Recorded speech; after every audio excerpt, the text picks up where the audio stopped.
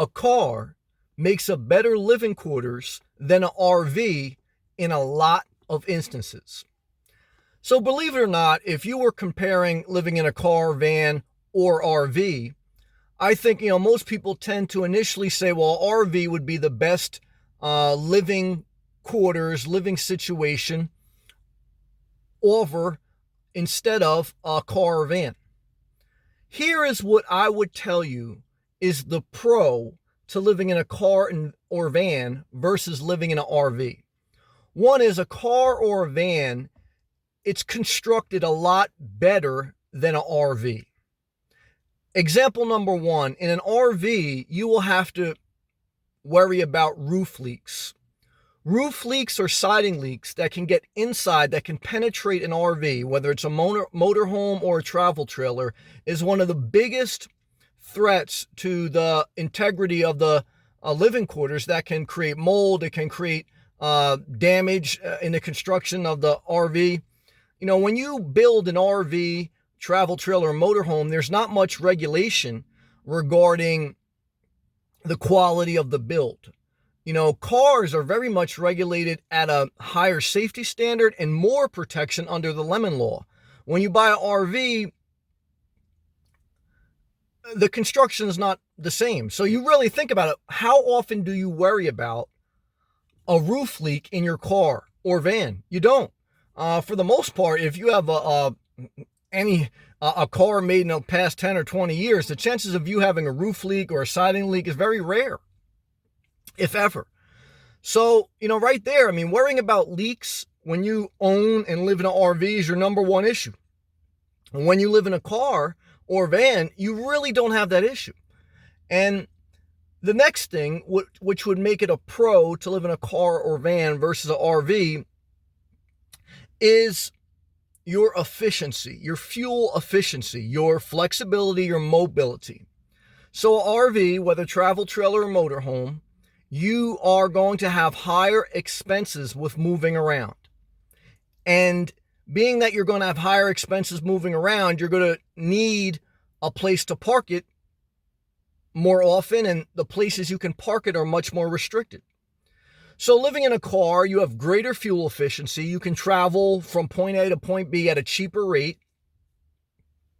And you don't need as much accommodation in parking. You could pretty much park anywhere. You have more campsites readily available to you because you're a tent camper. You don't have to fit an RV in a certain way at a certain angle because you don't have to worry about the footage of your RV. Like many campsites or many parking lots or many gas stations, you have to worry about the size and the scale of your RV to see if you can fit in that area. When you have a car or van, you can fit into any area. You can fit into any campsite, any parking lot, and any gas station. You can come in and out. So that flexibility, that efficiency rates the car or van over the RV. Maintenance. When you have an issue with an RV, whether travel, trailer, or motorhome, and I would say especially with a motorhome, because a lot of people, even me, it would appeal to you that it's a more easy, simple life living in a Class C or Class B because you don't have to tow anything. And you just stop your car and you go right into your living quarters. The downside with that is that when you have to get your RV serviced, your motorhome serviced, you can't just detach your living quarters. Your whole unit has to go in there. So when you have a travel trailer, you're usually pulling it with an SUV or a pickup truck. You can unhitch the travel trailer and put it to the service repair shop. Okay. So, there's pros and cons, whether you're talking about like a travel trailer or a motorhome. Both have pros and cons, but either way, whether travel trailer or motorhome, there's limited car repair places that you can bring the RV to. There is more abundant car dealerships, van dealerships, and even regular car maintenance shops, off-brand ones, that you can bring your car or van to.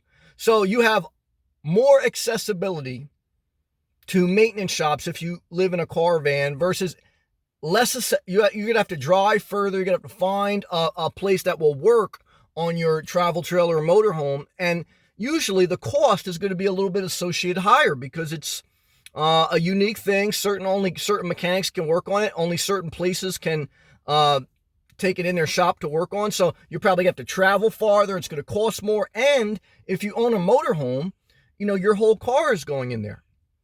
Now, your whole car or van's going in the shop, but again, you have more shops.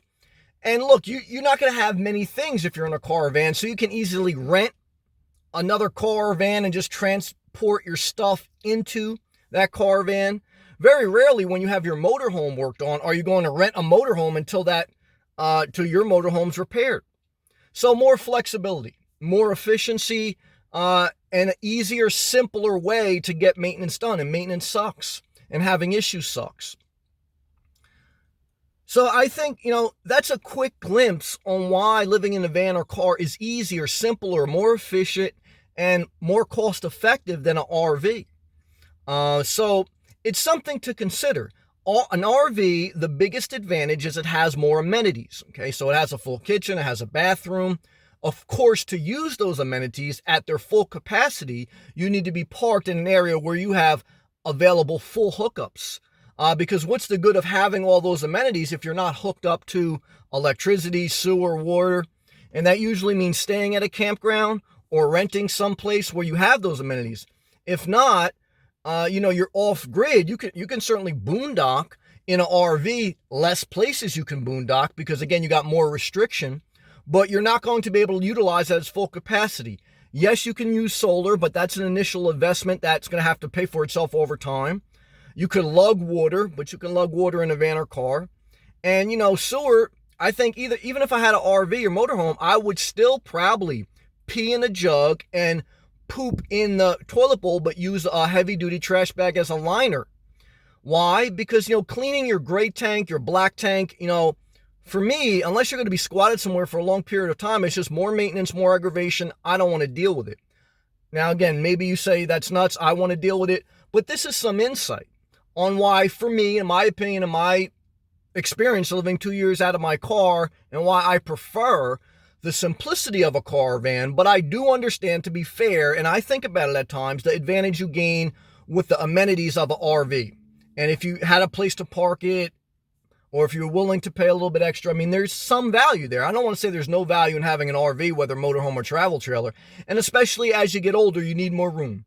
More room is probably the biggest obvious thing that an RV or a RV that wins over on a car or van. So, but I just want to provide you some insight, some, analysis based on my opinion, my experience on the difference between living in a car or van versus RV and some of the pros of living in a car or van.